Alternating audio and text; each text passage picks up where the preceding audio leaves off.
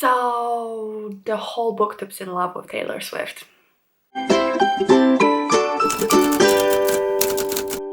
Yes, and I am one of them. And I know that there's already an Evermore book tag, and I'm gonna link that if you want to check it out, but that's not what we're doing today. We're just gonna be recommending books based on Evermore, which is Taylor Swift's newest album. Something in the song, either the subject matter or one line in the song or just the vibe of the song, really made me think of a specific book, and I wanted to recommend it to you. I didn't fall in love with folklore because I don't think I listened to it enough. I think I'm one of those people that really pop, fun, fast songs I fall in love really easily with, but slow songs, they need to like grow on me. But once I listen to Evermore more than once or twice or 3 times, I was like, this is brilliant, absolute just work of art. So I had to do this. I've been loving Taylor Swift since, like, I want to say it's Red era. I think that's when I really started like listening to her whole body of work, whole album from front to back multiple times, because I don't usually do that. I just listen to one song and I'm like, that's enough for me. That's why the lipstick's red. And this is a cardigan. It's not her cardigan. I don't have that kind of money,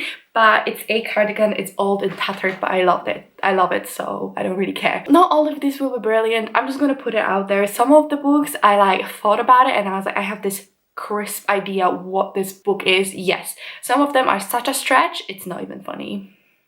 But let's just kick it off, I guess. So the first song on the album is Willow. The book I chose for this is not necessarily the subject matter inspired, but it's more the vibe, because I watched the music video and it's all about witches and, you know, it's all very like ethereal, and I just really like that vibe. And on top of that, I read like Vulture or somewhere article, I'm gonna link it, but it was kind of analyzing each song based on the author's kind of interpretation, and she said that the music video has a lot of inspiration from like sapphic movies, like a specific genre. I don't know very much about it, but if you want to check it out, I'm gonna link the article again. I thought, okay, maybe a bit sapphic, maybe a little bit witchy, and that's why I came to think of Willow as Once and Future Witches by Alex E. Harrow. This book has witches and it has lesbians, so I think it ticks all the boxes. So Once and Future Witches, we follow 3 sisters who got separated when they were quite young, and now each of them kind of has their own life. The setting of this book is the suffragette movement that happened in England, I think. And basically it's about the sisters getting involved in the suffragette movement. Suffragette movement was all about giving votes to women, but also it's about witchcraft and it's about feminism, and I think that if Taylor read it, she would really like it. So I think it's quite apropos, because like I said, it has witches, it has romance, it has love of sisters, it has lesbians, it has everything you need. So really, when I thought of this, I was like, it's perfect. It's just the aesthetic is perfect. And we have the second song, which is Champagne Problems. So Champagne Problems talks all about, from what I read from interviews, university high school sweethearts that grew up together in their relationship, and one party is like, I'm gonna propose, and one party is like, I'm gonna break up with the other party, and it happens at the same time basically, and it's all about like a broken promises, broken or just didn't happen engagement, and it's about sad love. I feel like this is a sad love story and sad romance. This would be perfect. The only issue is I don't read that. I don't want to be sad. I don't read sad books. And in general, like, I don't read contemporary, and I feel like all these books would be perfect for contemporaries. So I struggled. I really struggled. So because I couldn't find this one perfect book with one perfect story, I'm just gonna go so out of left field that I don't even know how I made this connection, and it's just somehow gonna happen. And this is A Court of Thorns and Roses by Sarah J. Maas. Now hear me out. Court of Thorns and Roses is a Beauty and the Beast retelling. We follow Feyre, who shots. One day she kills a wolf, I think, and turns out this wolf was a fairy, and because of that she gets punished and she gets taken to the fairyland. And in the fairyland there's a brooding fairy who she falls in love with, and it's a whole thing. But when you think about not just the first book, think beyond the first book and think onto the second book, it gets way sadder, and she has kind of like a PTSD and depression, and the love isn't the love, and it's all very complicated. And I feel like the vibe is there. I mean, this might be my favorite song, and this definitely isn't my favorite book. I think it's alright, but it's not amazing. But I don't know, there's just something there. Next song on the album is Goldrush, and Goldrush, when I was listening to it, I could not think about anything. I don't know what this song is really about. But then I went to Genius to see the lyrics, and a couple of lyrics just hit me, and I was like, I know a perfect book for this. Ember by Betty Sharp. I read this book a while ago. I never recommended it, and now I recommended it like twice in a month. This is not a book for everyone because it's a very, very, very graphic, explicit erotica, basically, that's a retelling of Cinderella, and it's very short. It's like 96 pages or something like that. So the book is, like I said, a retelling of Cinderella, but in this world, Prince Charming actually had a curse put on him, so anyone who sees him has to fall in love with him. His like face literally like molds into, not molds, but it appears as whatever is perfect, like the most beautiful to the person that sees him. So everyone falls in love with him. The whole country is under the curse. And our main girl, she actually is a witch, and she puts a counter spell on herself so that she doesn't, like, this curse doesn't have any effect on her. So she actually just sees his normal face and she doesn't like fall in love with him. She doesn't have to. I feel like it's just perfect for the song because listen to these lyrics, yeah? But I don't like Goldrush. I don't like anticipating my face in a red flash. I don't like that anyone would die to feel your touch. Everybody wants you. Everybody wonders what it would be like to love you. What must it be like to grow up that beautiful? And it's perfect because it's not that she just puts the counter curse on herself to just be safe. Like, she hates the fact that everyone loves him. Like, she's so desperate not to have that agency of loving him taken away from her. And also, like, everyone who sees him not only loves him, but it's just this obsessive love that they want to touch him. They want to like have him, and he's just so obsessive. And I feel like that lyric, perfection for this book, just absolute and utter perfection. I don't know, I think she wrote about this erotica Cinderella retelling. I can't tell for sure, but I'm pretty sure that's the case. Next song is "'Tis the Damn Season," and this one is kind of like about coming back for a holiday to a small town and reigniting or maybe having something with like a childhood friend. This is the only book that I didn't read that I'm gonna recommend for this, but I really couldn't think of anything better. And this is 99% Mine by Sally Thorne. Like I said, didn't read this book, but I know it's about, so this girl found this guy and she was like, he's the love of my life, I've loved him forever. But the only issue is that he's her brother's best friend, and the brother was basically like, he's off limits, he's mine, blah blah blah. I think it's set in a small town. I think it's about like them coming back when they're older and all that. It just sounds really perfect for this kind of vibe. And like, I don't know, I couldn't think of any better book. I know that it was based kind of on the Happiest Season character. I didn't watch the movie, but yeah, that sounds kind of perfect. But this one's not perfect, but the most perfect books are coming. So like, just because the first few were shit, it's not my fault, okay? The deep dive analysis of later books is coming, okay? The next song is Tolerated, and this song kind of talks about this love that kind of turned sour. So the person singing is like, has given everything to this other person and like loves them and does everything for them, but the other party just tolerates it, doesn't love them back. They just kind of like bear with all the attention and the love, but they don't reciprocate it and they don't fully appreciate it. I don't know, it's just something about this concept of loving someone so hard and not getting anything back really made me think of Circe by Madeline Miller. So Circe is a retelling of sorts of a Greek myth. I think the Greek myth actually shows up in the Odyssey, but this is not about Odysseus. It's about Circe, who's a character there, and she's basically a witch living on this island, turning men into pigs. But I think the reason why I really connected these two together is because when Circe grew up, she really loves humanity. She is one of the gods, but she feels this affinity and wants to help and wants to nurture humanity. And she just never really gets anything back. And everyone's just cruel, unnecessarily, men are untrustworthy, and everything just blows up in her face. And that kind of turns her bitter. And there's a lyric, I know my love should be celebrated, but you just tolerate it. And the fact that she's a god and she gives all this love to humanity, but it never really, like, they just like take and take and take. I think that's really poignant here. And also there's a lyric, I greet you with a battle, heroes welcome. I take your indiscretion all in good fun. So that one made me think, because when she's on her island, there's a lot of famous Greek heroes that actually come to her island, like Odysseus, but some other ones. And you know, they're just like larger than life, big heroes and whatever, but like most of them are scum, and she just welcomes them with love at first. And you know, most of them are like cheaters anyway. So I felt like that was just super perfect. And if you like the vibe, of the whole album, I think Circe is really good for this. I just, the deep hurt, the love and everything is just so poignant. I really like it. Okay, the next song, I absolutely love. I think it's just such a brilliant song. I love a song with a story, and all of these have a story, but this one has like a very distinct story.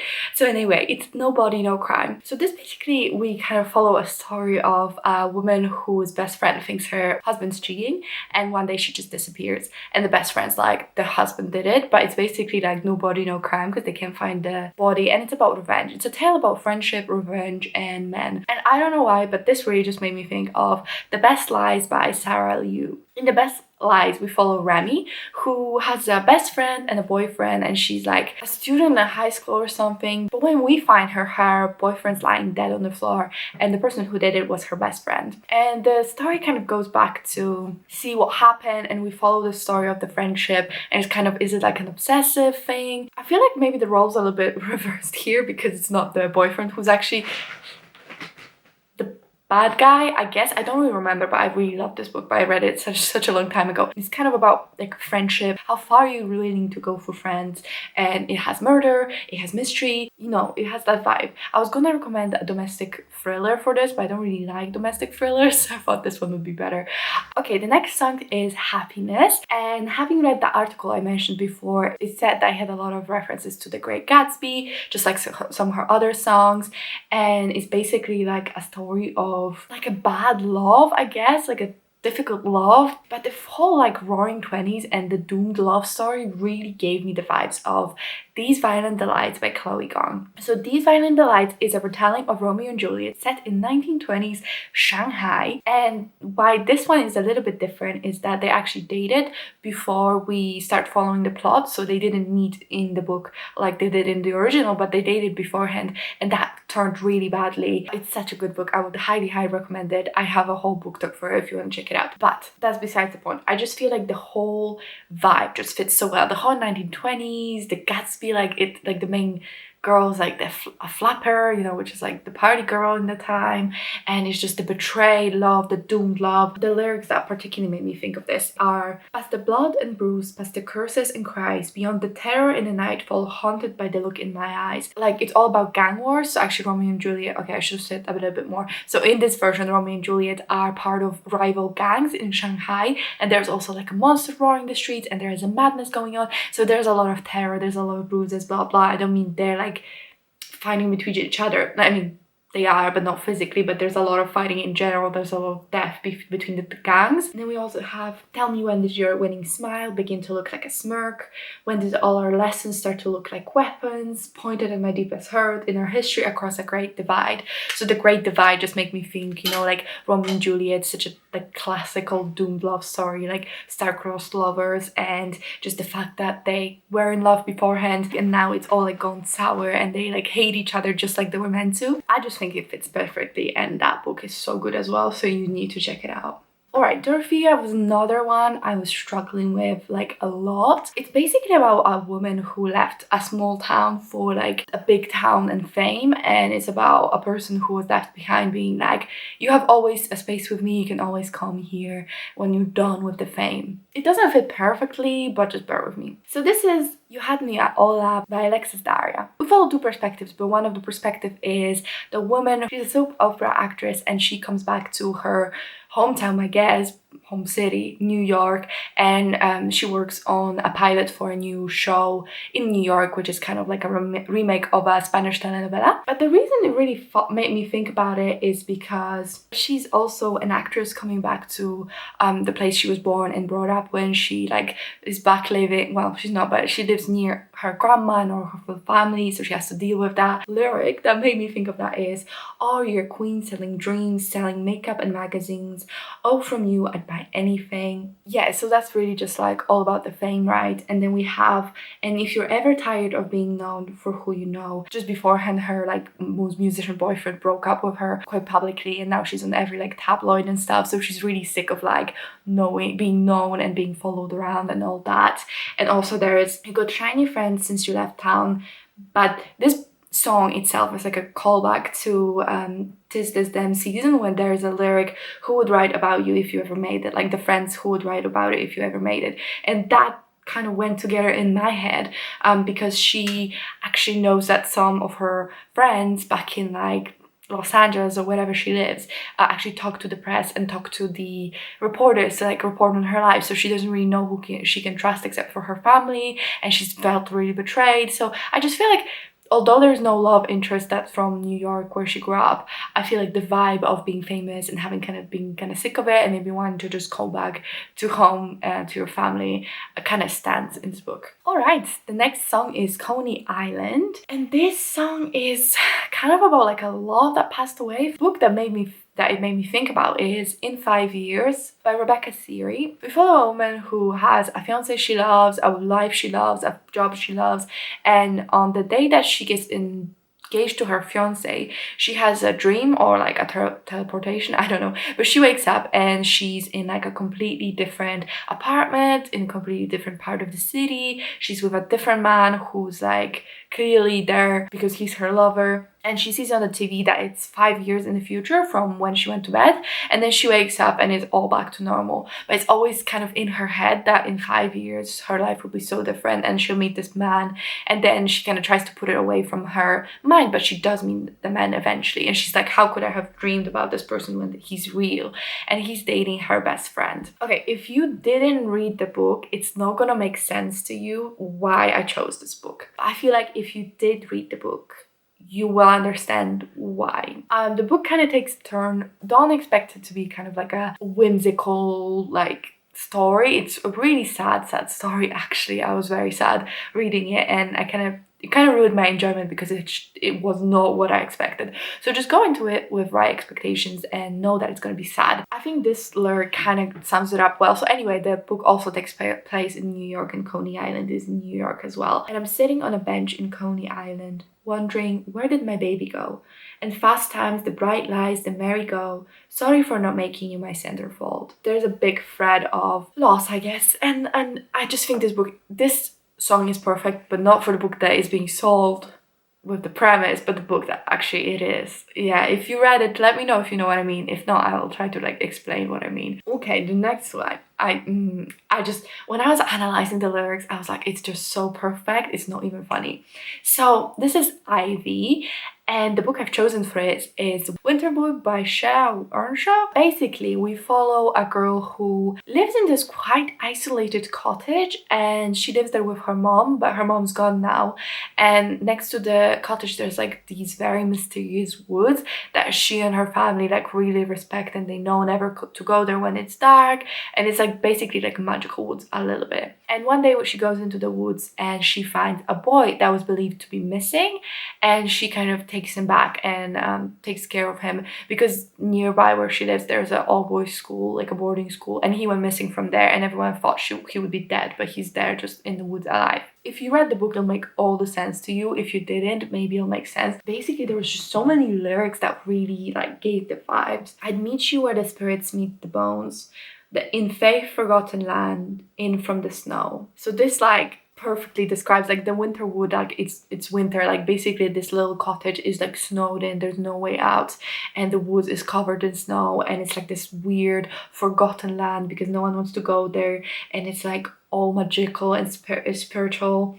And then my pain fits in the palm of your freezing hand, and because the boy was found like basically in middle of the winter in woods, of course he's like very cold at first and all that, and she like finds him there, I think when he's like almost frozen to death. And then, stop you putting roots in my dreamland, my house of stone, your ivy grows, and now I'm covered. I don't know, I felt like the descriptions we get from the woods, how they like kind of snatch sometimes at people and everything, just really fit this description perfectly as well. It was just really like, the woods is just so visceral. When I'm reading this, I just can see the woods, so I think that's super cool, and it just felt so well.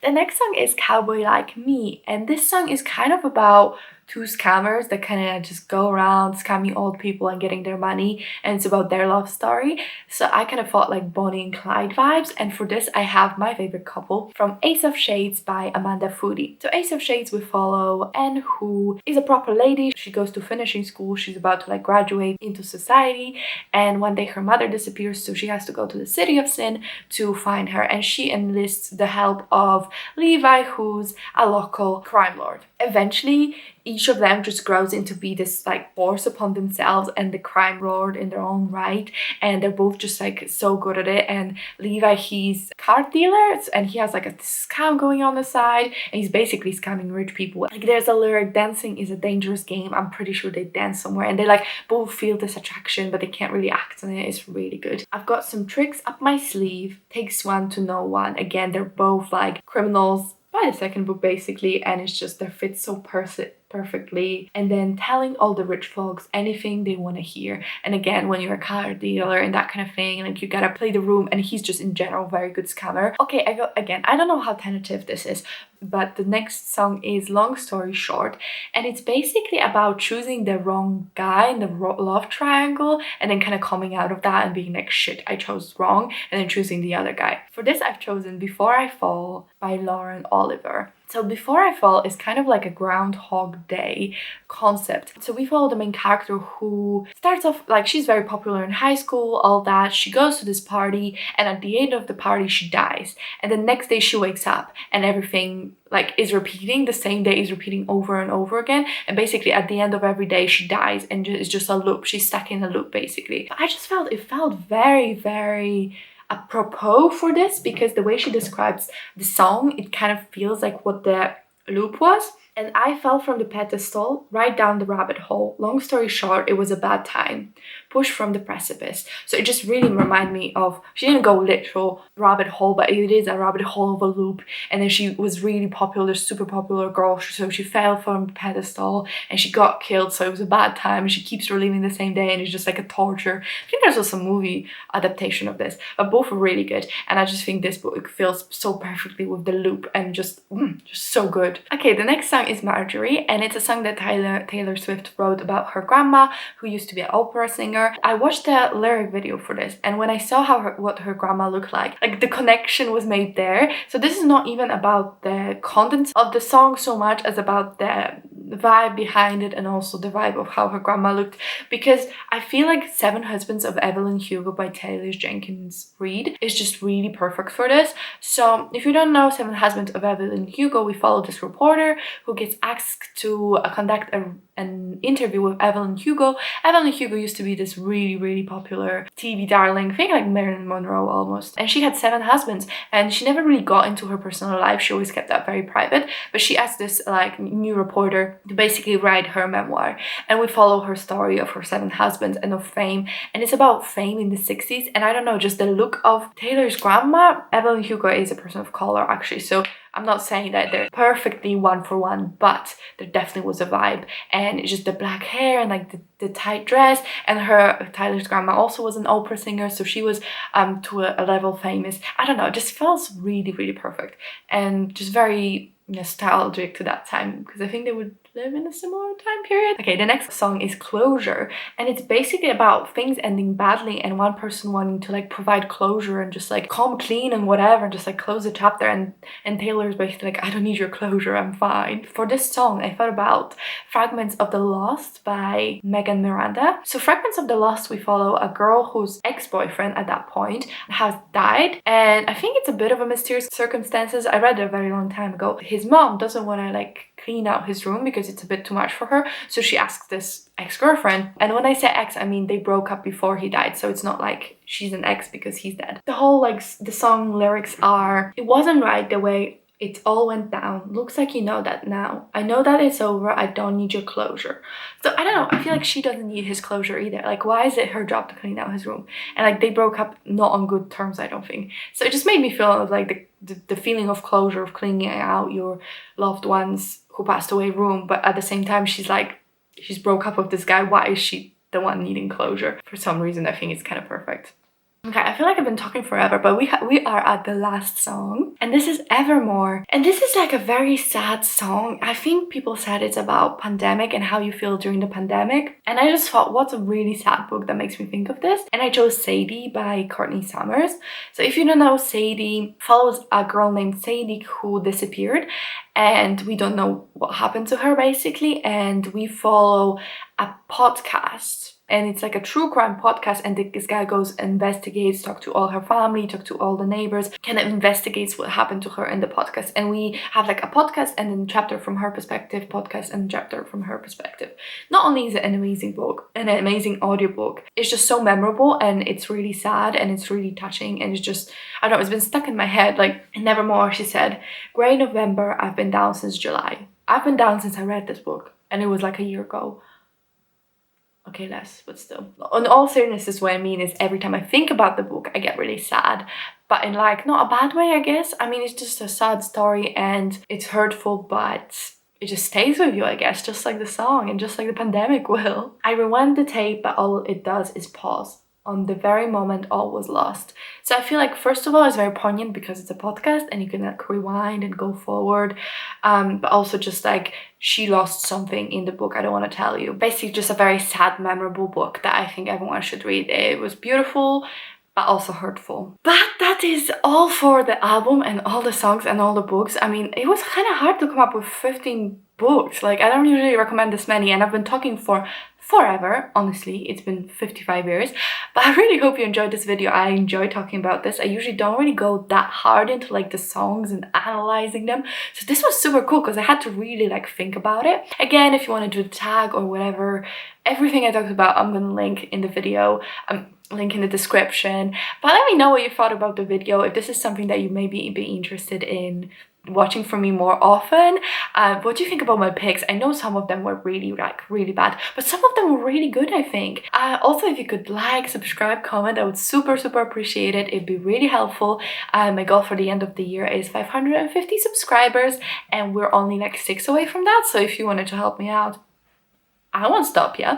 But if you watched the video till now, can you put in like a cardigan emoji if there is one, or the woods? But yeah, that's it from me. Thank you so much for watching, and I'll see you in my next one. Bye!